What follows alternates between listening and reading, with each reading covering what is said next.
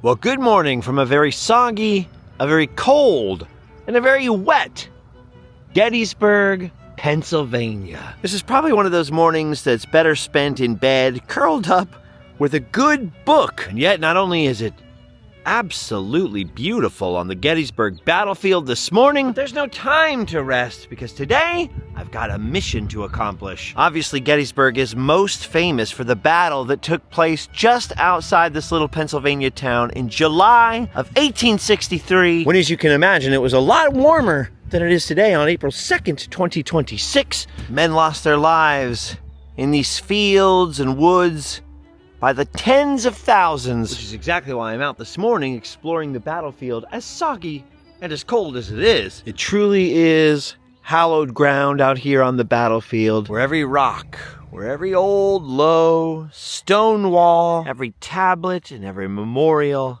tells a story of the brave boys who died out here fighting for their country. This is why Gettysburg is famous. Those 3 days in July 1863, and of course the months and months and years of aftermath. But of course, long before the Battle of Gettysburg itself, settlers were coming into the area, and in the town itself, history goes back much further than the battle. For example, this right here is the Dobbin House. And this place was built in 1776 by the Reverend Alexander Dobbin, one of the first schools west of the Susquehanna River.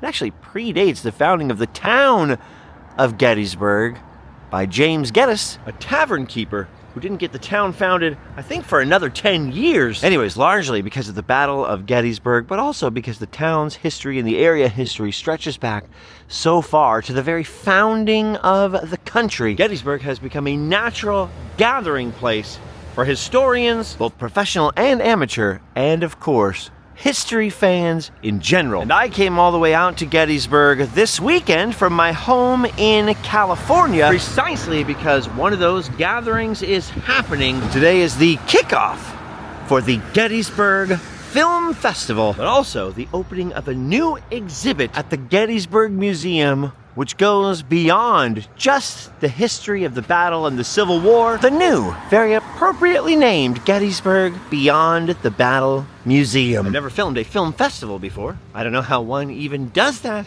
but I was excited to be invited. I'm excited to be here, and I cannot wait to see the new exhibit today, which appropriately is called The Spirit of 1776. Dude, honestly, such a great idea for an exhibit, especially considering it's America's 250th birthday. One could almost call the concept revolutionary. Right, here we are, back at the Beyond the Battle Museum, which, as you can see on this sign, is closed for a private event. That's the kickoff, the registration, the beginning of the film festival, and the main event this weekend. Boy, it's windy out here. Can't wait to get inside. Dude, it's so loud and kind of raucous inside of here. I've never been invited to one of these things before. Fancy museum stuff. And check this out. I've got my very own badge. Look at my credentials. This is the kind of spontaneous publicity I need. Allie's got her credentials as well. We just saw the president of Gettysburg history, Andrew, for whom I brought a copy of my book. This museum is still so brand new that last time we were here, last summer, I feel like you could almost still smell the paint drying. And they're already adding new exhibits. This place is ambitious and amazing. We had a whole behind-the-scenes tour last time we were here from the president and one of the key historians, Tim Smith, who's also in the building. We got to see the sort of archives, the backstage, if you will, artifacts that have never been seen before. It was absolutely amazing. Hey, I was just talking about this book yesterday. Chili Pierce. Getting ready to open the new exhibit in the special exhibit gallery. There's Tim Smith, Gary Adelman, some other famous history folks back there. I definitely feel like I belong at the kids' table, but I'm very excited to be here. Gary Adelman just told me that a film festival is basically all about just taking selfies and smiling. I think I can do those two things. In fact, we just got a fun pic with Gary and Tim Smith. And now the new exhibit is about to open. All right. If anyone would like to be here for the dedication of the exhibit, please head down the hall. We'll start in just a second. This is not the ideal place to have a crowd, but it is where it is. I'm Andrew Dalton. I'm the president here at Gettysburg History, And we are thrilled to be opening the second ever exhibit to go into the Alexander Dobbin Special Exhibit Gallery.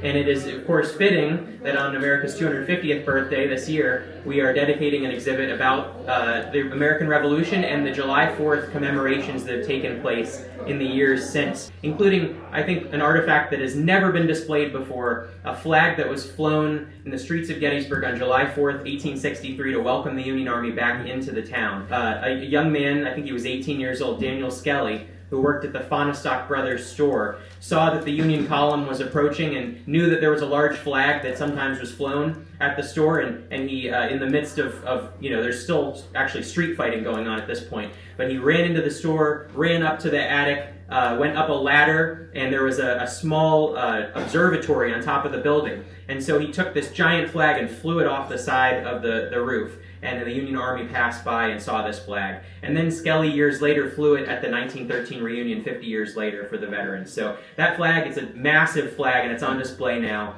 so you can see it. As Andrew said, I wanted to thank everyone for being here today, specifically our donors, Jackie, Don, and Connie, who couldn't be here. Creating this exhibit was an incredibly rewarding process, and I'm thrilled to show the results of this to all of you, and I really hope you enjoyed as much as I enjoyed putting it together. I am Jackie Waite. I am the lucky owner of the oldest house in Gettysburg, the Dobbin House, and it was a delight to be able to sponsor the changing gallery at the Beyond the Battle Museum. It's very important that everybody knows this gallery here is free. So you can just stop in anytime that the museum is open and take a look at it. But thank you all very much. Oh, look at this. Now there's an actual ribbon. Don, can we get you up here for this? Well, there. Yay! It's happening. The doors are opening. This is genuinely very exciting. I've never got to do anything like this before. Ooh. Our first look. Oh, wow. There's documents going all the way back to the founding of Pennsylvania. Look at this family Bible from 1755 with a wooden cover. A letter from the Pennsylvania Land Office down here. And here's a portrait of and a chair that belonged to James Geddes. So it was originally Gettysburg, as you can imagine. Look at that chair was from the original Geddes Tavern. Dude, there's some amazing stuff in here, which I'm sure we'll get a chance to elaborate on later on. Look at that militia roster from 1790, including residents from this area. Look at the 1777 Oath of Allegiance. Look at this, colonial era powder horns. This is amazing. Dude, and look at that. There it is. The July 4th, 1863 flag that was flown as the Union troops came back through the town. Wow, that is incredible. It's so impressive that this thing still exists. It's in pretty good shape. It looks like you could fly it today. This blows my mind. I mean, I'm impressed when I can find an old pair of jeans from high school. Look at the stars on there. Look at that cluster. There's the store. They grabbed the flag from inside, flew it outside as the Union troops were coming through. Fahnestock Brothers store. Interesting. This fellow right here, Daniel Skelly. This is really neat. A lot of documents in here, but these are like people's wills and pension documents for Revolutionary War veterans. There's information about America's 150th birthday and the centennial celebration in 1876 as well. Just crazy. Look at, there's some stuff from the bicentennial in 1976, a replica of the key to Independence Hall. Man, when I was growing up in the 80s, that's all my elders could ever talk about. Oh, you should have been there for the bicentennial. Well, whatever. I made it to the semi-quincentennial. How about that? How about them apples? This is really cool. It's hard to show you the whole space with everybody crammed in here checking out the new exhibits. This is impressive. So this is another flag that was displayed during the Battle of Gettysburg, including July 4th, 1863. It was the McMillan family flag. Somebody's personal 34-star, I almost said 36, 34-star American flag. An old copy of the Constitution. The acts passed at the first session of Congress in 1793. Some amazing stuff. Now it's a temporary exhibit. I feel like it'll be there for a while. So I'm definitely going to try to come back in the succeeding days and get a better view of each individual item in the Alexander Dobbin Special Exhibit Gallery. Oh look, there's Tim Smith being interviewed on camera. That's a big fancy camera back there. Allie's getting a picture right there. Hello, Allie. By the way, my wife is here. And look at this. Speaking of wives, there's Mamie and Dwight David Eisenhower's Christmas stockings. They were residents of Gettysburg. Got a whole bunch of their stuff in this museum. Some of Ike's paintings. I just love the idea that Ike had a Christmas stocking. What do you think he got in there? I feel like that's the only thing that could make it more interesting. You know, a list of its contents. All right, people are picking up their badges for the film festival, so they're gonna have a little opening reception here in a bit with a talk by Gary Adelman. And look at this.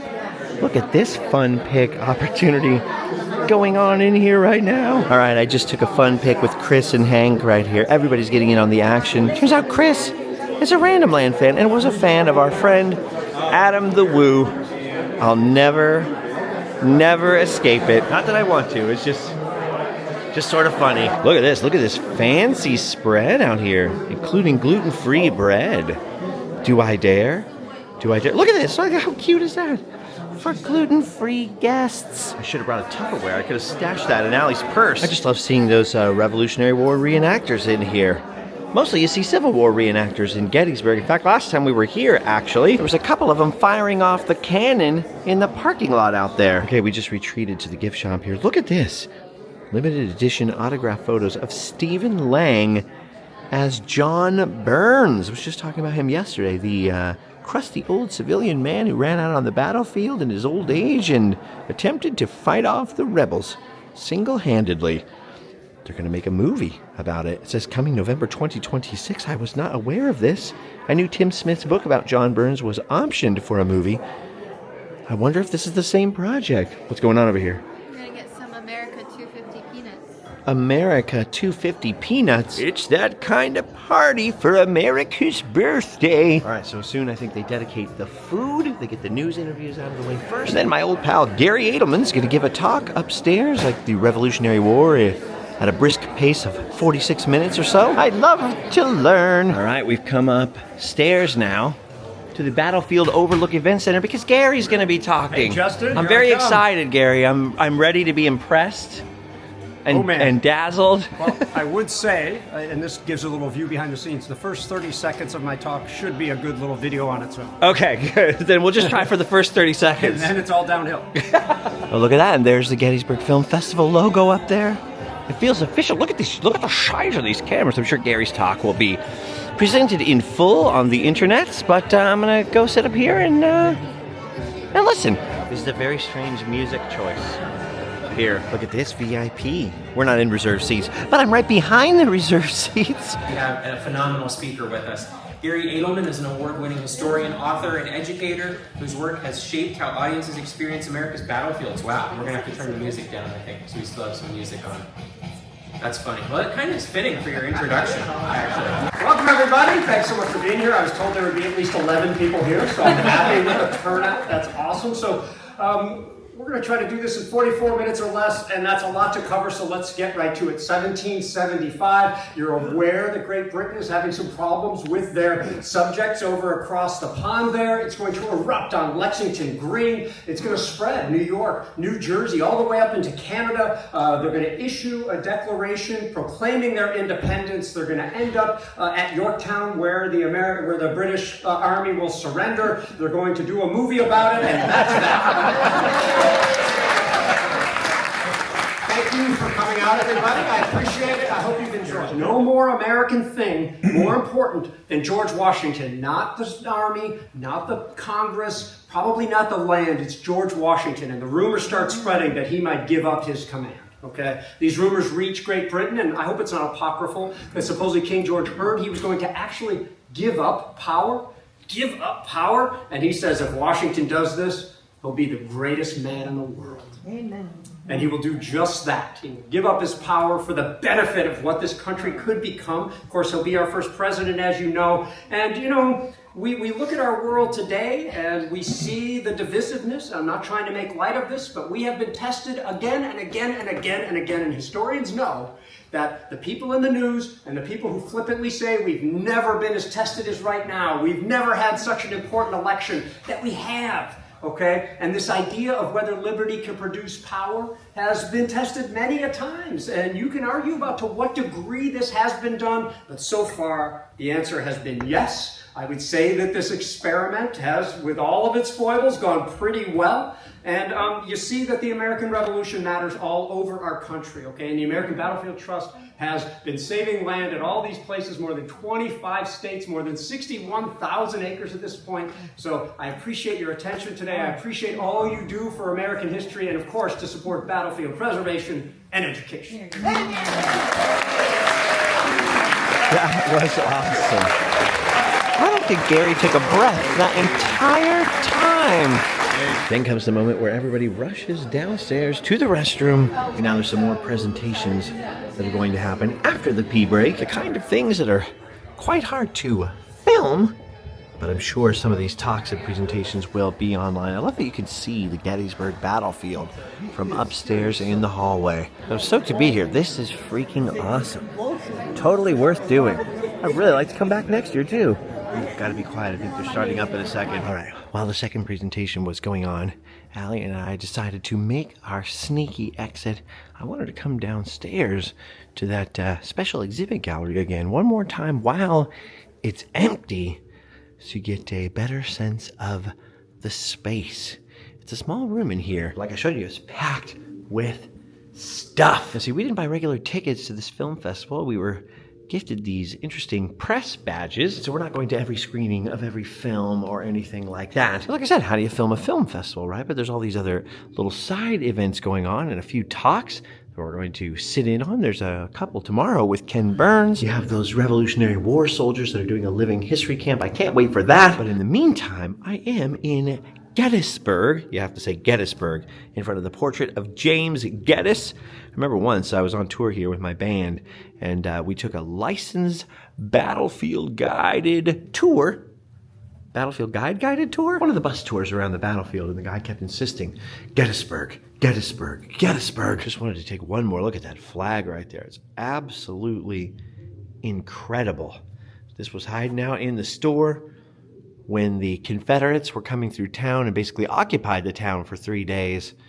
And then for that kid to run up inside the store, find the flag, proudly wave this thing again in the streets of Gettysburg while there was still block-to-block fighting going on. It's pretty bold, pretty awesome. Looks like it's undergone a few repairs over the years, but it's amazing. All the stars still survive. Very, very cool. Ooh, look at this. General McChrystal was in the building. I didn't see Ken Burns, but him and Ken Burns are doing a talk tomorrow. By the way, dude, Gary's 44-minute presentation, which actually ended up being about 39 minutes, was the most concise and yet complete presentation on the American Revolutionary War I've ever heard in my life.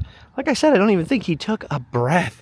Amazing. Now we're going to have historical whiplash going from the Revolutionary War back out to the most famous Civil War battlefield of them all. But first, we got to head into the town of Gettysburg and get Allie some coffee. All right, the Beyond the Battle Museum is basically in the center of your screen. We have crossed those green fields we were looking at from the windows upstairs in the museum over onto the battlefield, and specifically a spot on the battlefield I have never been to before. I mean, I've seen it, I've driven past it quickly, but I've never actually got out and taken a gander at this. The memorial dedicated on the 75th anniversary of the Battle of Gettysburg, the last reunion of surviving Civil War veterans to take place here. The Peace Light. It's made of southern limestone and northern granite, commemorating peace eternal in a nation divided. Over 1,800 surviving Civil War veterans were out here in 1938. One of them from the north and one of them from the south pulled on ropes to remove a 50-foot U.S. flag and reveal this eternal flame, pledging eternal peace in the United States between North and South. So a lot of descendants of Confederate veterans forgot in the succeeding years to come is that most of the Confederate veterans Actually came out to all these different reunions and stuff, and there were lots of ceremonies pledging peace and friendship. Part of the Civil War story you don't hear too much about. The reunions, but a very fascinating period of history between the 1860s and sort of the 1930s and 40s, when friendship and peace were on the rise. Old soldiers could swap war stories, agree to disagree, and get along as citizens of the United States of America. Something we could learn from. Look at this little plaque, very humble plaque behind the Eternal Light Peace Memorial, dedicated by Franklin D. Roosevelt during the observance of the 75th anniversary of the Battle of Gettysburg. Hey, I just said that. I believe this hill that the peace light is absolutely dominating, and hard to see the flame from down here in the gloom, but it is lit.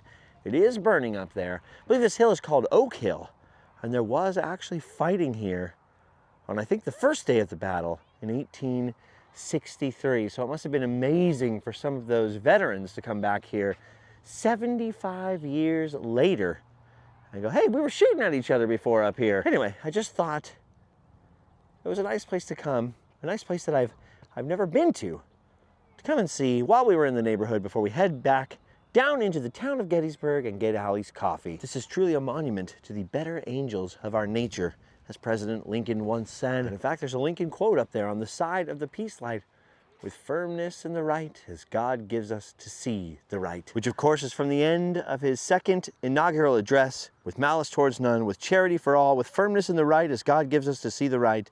Let us strive to finish the work we are in, to bind up the nation's wound, for him who shall have borne the battle, and for his widow and his orphan, to do all which may achieve and cherish a just and a lasting peace among ourselves and with all nations. Oh, President Lincoln.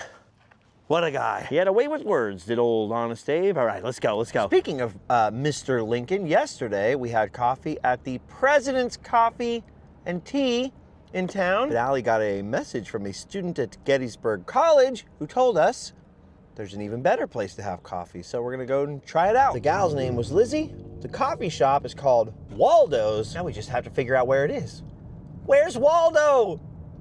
Okay, that was supposed to be a joke, right? Like a Where's Waldo joke, and then I was gonna go, here it is in the next shot, except for it actually was kind of hard to find this coffee shop. It's not on the main roads crisscrossing in the diamond, although it is very close to the diamond. It's not actually in the diamond itself. It's hiding kind of across from the Hotel Gettysburg, behind the pub and restaurant over here, down a little alley called Racehorse Alley. Ooh, look at that, and my alley is turning into a little racehorse alley because it is cold out here, although we did see some students from the college, some girls running around in shorts and tank tops. What the heck is this? It's too cold for that. So look at this. If you weren't looking very closely, you would never see this sign right here.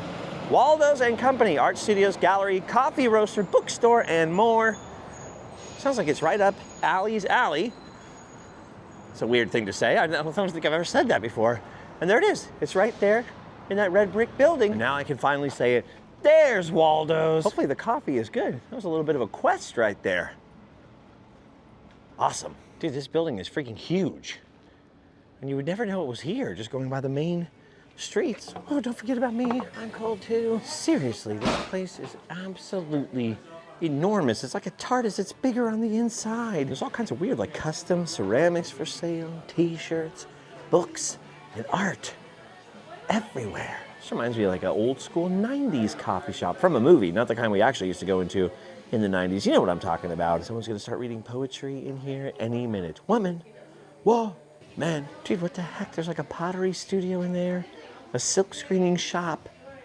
There's a whole art workshop hiding in this coffee shop. This is definitely for the college students and not so much for the tourists that are here for the battlefield, or the typical battlefield tourists at least. Dude, they've also got a bunch of artist studios back there, little miniature art studios. My mind is blown by all this. I was just not expecting this. Okay, it was hard to find, and they may not have the Lincoln latte like President's Coffee, but for a piping hot caffeinated beverage, this is not bad. I enjoy it very much. It's Adam that got me hooked on vanilla lattes. Actually, he was on a quest to find me a drink I didn't hate at Starbucks. He's like, dude, I got it for you. He's like, dude, you gotta try vanilla latte or whatever. I was like, okay. And by the time I actually had one with him, he's like, oh, but that's my thing now. You'll have to find another drink. And yet, I still get them all the time. because it is just my go-to thing. I like mixing my own coffee. I like just like Mr. Coffee. Coffee maker coffee is my jam. I'd rather just put, you know, some equal and some French vanilla creamer stuff in there. But if I gotta order out somewhere, it's always a vanilla latte. It's the go-to. The perfect mix of bitter and sweet. Oh, look at this. Leave it to Allie to find an even skinnier Allie to get us back out onto Chambersburg Street up there, the Lincoln Highway. I like how there's no loitering signs. Don't try to take your band photos in here, miss. Oh, look at this. The cracks of Gettysburg. You know there were some soldiers running around. Two little skinny alleys like this between buildings. This is weird. How did we not see this when we were walking to the Diamond? Strange. Where does this even come out? Are we ever gonna resurface? Oh yeah, look at this. Right next to Mama Ventura, where we always mean to eat because they always have a sign that's like gluten-free, look no further. Oh, there it is. There's a sign inside. We never have actually checked it out. Dude, there's another one right next to Tad's place that we saw yesterday. I walked right past this 1,500 times. I've never seen this before. What in the world? I need to keep my eyes open or something. All right, we are gonna head back to the hotel, grab a little food, a little lunch, then see what else we can do with the day. It is still rather moist out here, like that kind of mist that you can't really see on camera, but it's just swirling around. You walk around for 5 minutes and you get soaking wet. By the way, these are all Civil War buildings I'm walking past right now. That was a hospital right there, that church. Building I'm standing right in front of, obviously an old house from that era. This one's actually from 1836. It's known as the Hill House. I'm just wondering if it was extended over this alley later. It was built like this on purpose, you know? Did this wall sustain any damage from the fighting during the Battle of Gettysburg? I don't know. These bricks don't show me any signs. Weird though. Kind of cool. Kind of cool finding these little nooks and crannies. You could never have these in Anaheim. There'd be people living in them. Lots of people. Dude, you know, this town is a pretty beautiful place to hang out. So much going on for the tourist and for the local, I feel like. She's been standing out here while Allie finishes her coffee up, admiring this church. 1835 they built this thing. That's amazing. Just a little less than 30 years later, they would use it as a Civil War hospital. Like I mentioned, it's been in continuous use ever since 1836 when the building was completed. The oldest continuously operating church building in Gettysburg. And on July 1st, 1863, the Reverend Horatio S. Howell, the chaplain of the 90th Pennsylvania Volunteers, was cruelly shot dead on these church steps. And the survivors, and as this plaque on the bottom says, his personal friends left this out here later on as a tribute, a memorial. So one thing I always want to learn more about, the battle in the actual town itself. Got to focus on that on my next trip, I guess. All right, rolling back to the hotel, get some food, use the facilities, see what else we can do today. Mr. Lincoln! All right, came back downtown to the Diamond. What I realized is, in the interest of getting up early enough to see those Revolutionary War reenactors tomorrow in their living history camp, it's probably for the best if we leave this very unusual adventure for us as short as possible. But in the spirit of seeing the opening of the Spirit of 1776 exhibit this morning over there at the Gettysburg Beyond the Battle Museum, I've decided to walk a block south of the Diamond to see if we can find the location of the Fahnestock building where that flag hung on the 4th of July in 1863 when the rebels were fleeing, or retreating rather, and the Union troops were reoccupying the town. It's somewhere up here on Baltimore Street on the Baltimore Pike. In fact, I think it's right here. Okay. I'm pretty sure this is it. In fact, yes, I'm 100% sure this is it. Now you'll notice this building that stands out here in 2026 looks a lot different from that photo that we saw in the museum this morning. And that is because after the Fahnestocks were done with the building, it was heavily expanded sometime in the very early 1890s. By the way, you'll have to forgive all the cars going by the building. It's sort of rush hour on Good Friday, I guess, Easter weekend, Friday night. People are getting off of work or cruising into town over here. But supposedly, this wasn't just completely demolished and rebuilt, but indeed expanded. Hard to tell from the south side, right? The side that matches the photo in the museum over here. But from the side I walked up onto the building from, the north side, it does appear to have the shadow of the same old building. And I sure hope so, because I was told this morning that the building still exists. I was very confused walking around looking for a building that matched the shape of the one in that old photo, but let me go across the street and show you what I mean. First of all, we're definitely in the right place, because you can see here on the sign there's a very same photograph taken in 1863, just 6 days after the Battle of the Fahnestock House. And I really hope I'm pronouncing that correctly. I'm picturing like, Fahnestock, yeah! I don't want to get a text from Gary Adelman later telling me that I was wrong, but I was looking at the side of this building, and can you see that? Can you see that sort of ghostly shape on the side of the bricks there? That shape perfectly corresponds to the shape of the original building, right down to the old slant of the roof. Can you see that? The older bricks kind of on the right and the newer bricks on the left. And even the shape of the old chimney.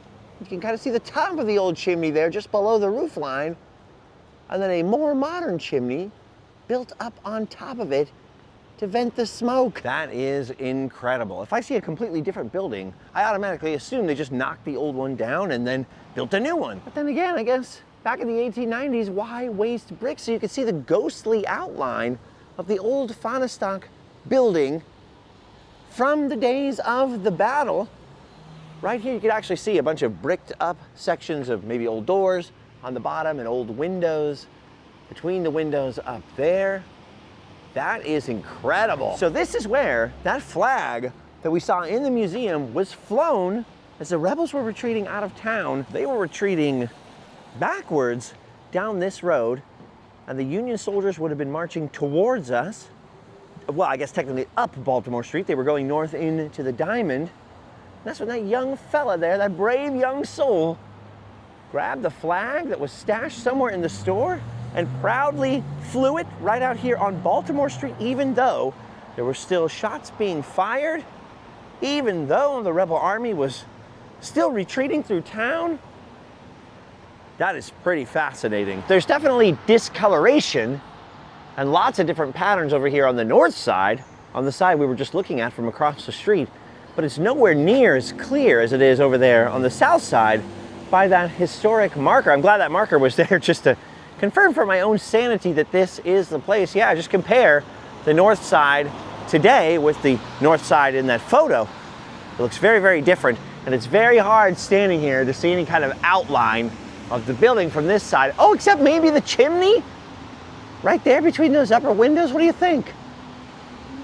I could be imagining that. Fahnestock House, as the sign called it, is actually just across the street from the Adams County Courthouse over here, where you can see I'm not the only guy shivering out here today, because we've got the great commoner himself, Thaddeus Stevens, out here looking a little cold and soggy. See water dripping off his nose. It's still very, very misty and wet outside. Clutching his paperwork. You can see I actually switched hats just to be a little warmer out here. I need a coat like this though. Old Tad here, he knew how to stay warm and remain a snappy dresser. Two things I am no good at. Look at that sucker. The Adams County Courthouse, 1859. Boy, this building was brand spanking new. Spanking new. When the rebels invaded the north here. And once again, just like every other big building in town, it was used as a makeshift army hospital. I've always wondered what it looks like inside. I've never actually been inside the building. I don't want to catch a case here in Adams County. Oh, look at this. You got the old 10 Commandments there on the side of the building. I can see another plaque that says the courthouse was restored in 1963. Sorry for the brain glitch there, just making sure that I was reading what I was reading there. So 100 years after the Battle of Gettysburg, the courthouse was restored. And I love these like little Pennsylvania Historical and Museum Commission signs you find all over the state. The blue with the gold lettering. County was named for President John Adams formed January 22nd, 1800 out of York County, which is why all those Revolutionary War era documents in the museum said York County on them. It was an important center of fruit growing. Interesting. The other flag that we saw in the museum earlier, the McMillan family flag. Well, the McMillan family house still supposedly stands out there on Seminary Ridge, out where the Confederates had their lines. But it's much the same story, interestingly, as the Fahnestock house. It's apparently been heavily remodeled. I might go do a drive-by on that in a little bit, but first I gotta catch back up with my wife, who's down there at Mama Ventura's. She was trying to procure me a gluten-free pizza. Apparently they're all out of pizza, so she said, "You want some pasta?" And I said, "Go for it." I have no other details, so it's sort of Rochambeau. We'll see what we get. Because of the celiac disease, and then because of other medical issues above and beyond that, I gotta be very, very careful about what and where I eat. I almost never eat out, but I also like to live dangerously, right? So when in Gettysburg, gotta put a brave face on things. And supposedly it's the #1 spot for gluten-free in town. We'll see what happens to me. Did I mention it's freaking freezing? It's the exact opposite situation weather-wise from when I was stranded here a couple years ago during the anniversary of the battle. Then it was so hot, I thought I was going to just vaporize. I thought I was just gonna evaporate. And now, even though technically it's spring now and no longer winter, I am so cold. I don't know why. It's not just me, because I see locals huddling up and freezing. No more college girls out here in their short shorts, I'll tell you that much. One of those things where the temperature isn't that low, but it has the feels like on it. Feels like 38 or something. Yeah, it does. It does feel like that. By the way, can we just stop and appreciate this sign right here for Mama Ventura's? Look at that fork. Little metal spaghetti noodle on that. I love that. Oh, hey, look. It's that alley we were in earlier. Weird. I can't believe I've never noticed that before. Walked by it a billion times. All right, enough of this alley. I gotta go find my alley inside, see what it is she ordered me. Ooh, nice place. Smells like Disneyland Paris in here. Ooh, who's that beautiful gal sitting at the bar? Romantic. Oh my gosh, look at this place. It's bigger on the inside than I thought it was gonna be based on what it looks like from the street. The lady started saying, "Excuse me, sir." And I said, "Oh, I'm with her." And she goes, "No, I'm just trying to get past you." Embarrassing. Cringe. I am so cringe. Why do you put up with me? Not how, why? All right, we got the food in tow. Let me just open the door here for my lady fare. Yes, there it is. She got me some gluten-free ziti. I don't think it'll be as good as my mom's ziti, but I can no longer eat the Mamma Mia's ziti because of the gluten, senza gluten. Why am I doing that voice? It's terrible, but it does work when I grow my mustache. I pretty much look like I look a little bit like Mario, but like I look like some kind of pizza box stereotype every time I try to grow a mustache. That's why I don't do it. Allie can't take me seriously. Not that she does anyways, but you know. Okay, try to swing by where that McMillan house is on the way back to the hotel. There's been lots of sporadic traffic in town, but then lots of big gaps like this, so we'll see if I can slow down enough to kind of get a shot. It's a private residence, and if it's the house I'm thinking of, kind of a hard spot to stop and stare from the car, but I'll see what I can do. All right, I can see the old Lutheran seminary. A sketchy left turn right here. All right, well, we're on the right street. Wait a minute, how the heck would I know that? I think we're on the right street. Look at this. This big church right here was not here at the time of the battle, but this other building at the seminary was, and the cupola up there, which I've never been inside of, but I have seen people go in there on anniversary weekends. I think they paid a nominal fee and they got to go up there. That was used in the battle as a lookout point for Union troops as they were watching the Confederates marching towards town. See if we can find the McMillan house. I'm sure I could ask someone tomorrow if I don't find it today, but I thought it was relevant to look for today. They don't look like Presbyterians to me. If I'm not mistaken, it's just down Confederate Avenue here, away from the seminary. It's gorgeous houses up here, man. If I won the Powerball, this is where I'd live. I think that's it right there. Yes, that's it. I believe that is it. The McMillan house. The sign will let me know. There it is, the metal sign. Yes, McMillan house.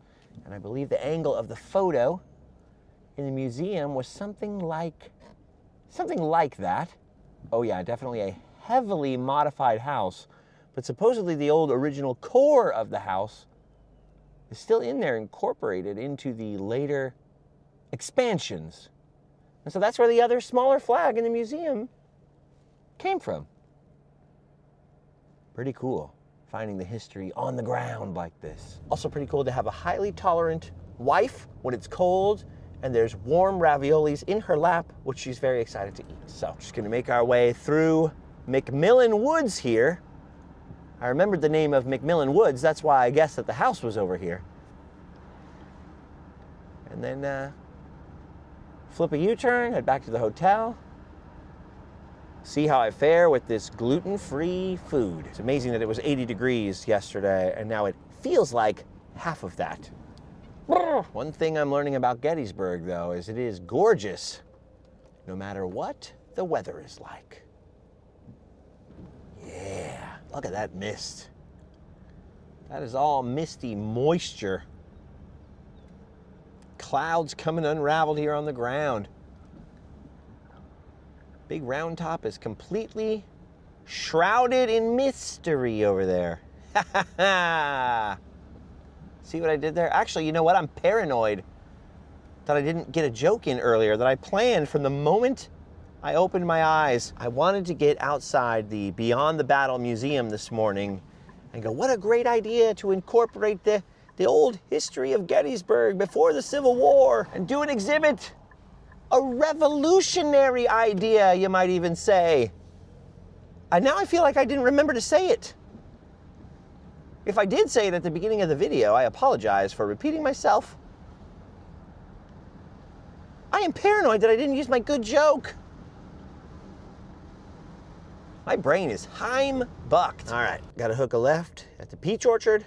Back to the hotel, I'm gonna try this ziti. And then it might be time to wrap up this adventure, we'll see. First, let me eat. Then we'll figure out what's going on tonight. You are watching this clip while I eat my ziti. Just imagine me in a hotel room, shirtless with ziti all over my chest and my stomach. Well, I think I survived the gluten-free pasta.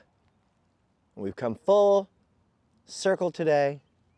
When all the merriment and the excitement is over, we're still here, right alongside the epic Gettysburg battlefield. And although you can't tell, somewhere beyond the mist, the sun is finally starting to set.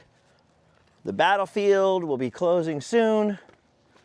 And I guess so will this Randomland adventure. You know, when we're in town, eating ziti, or getting ice cream, or looking through racks of postcards, it's easy to forget why this is all here. But I'll tell you what, in this mist, you can hear all the raindrops falling off the trees. And in this twilight chirping of creatures out here, all alone in the woods near Culp's Hill and Spangler Spring,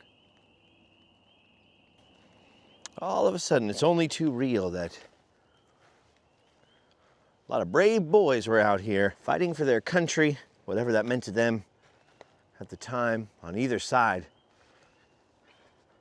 And not only did thousands and thousands of them never make it home, some of them were never recovered off the battlefield, right? Quickly buried and forgotten, particularly on the Confederate side. It's always good to take a moment to stop and ponder that. Anyway, guys, there's more Gettysburg Film Festival coming tomorrow. I'm gonna get bitten alive by mosquitoes out here for a little bit and then head back into town, meet up with Gary, find out what in the world tomorrow's adventure is going to be. I had no idea what was gonna happen when I woke up this morning, but it turned out pretty awesome. If you wanna help support the show, you can head down to the links below or just go to randomland.com. It's just that easy, but I feel like that's all I wanna say about that, given the mood. I'm gonna sit out here for a while with the mosquitoes and the frogs chirping. I'll catch up with you guys on the next one. For today, we've done our duty. It's time to go home and sleep well. See you later.